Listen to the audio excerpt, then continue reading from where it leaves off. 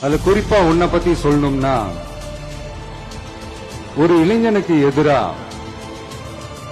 தன்னோட சொந்த சகோதரர்களே பொறாமைப்பட்டு அவனை பாழும் கிணத்தில் தள்ளிவிட்டு அதுக்கப்புறம் அவர் எப்படி மீண்டு வந்து அந்த நாட்டுக்கே அரசனாகி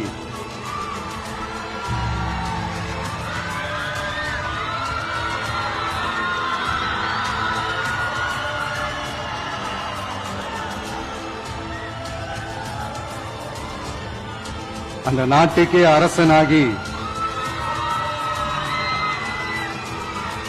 தனக்கு துரோகம் செஞ்ச தன்னுடைய சகோதரர்கள் மட்டுமல்ல அந்த நாட்டையே எப்படி காப்பாத்தினாருன்னு சொல்லி இந்த மாதிரி நிறைய இன்ட்ரெஸ்டிங்கான கதைகள்லாம் பைபிள்ல இருக்கு.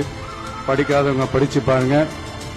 அந்த குறிப்பிட்ட கதை யார பத்தின கதைன்னு நான் சொல்லி தெரிய வேண்டிய அவசியம் இல்லைன்னு நினைக்கிறேன். அது உங்க எல்லாருக்குமே நல்லா தெரியும்.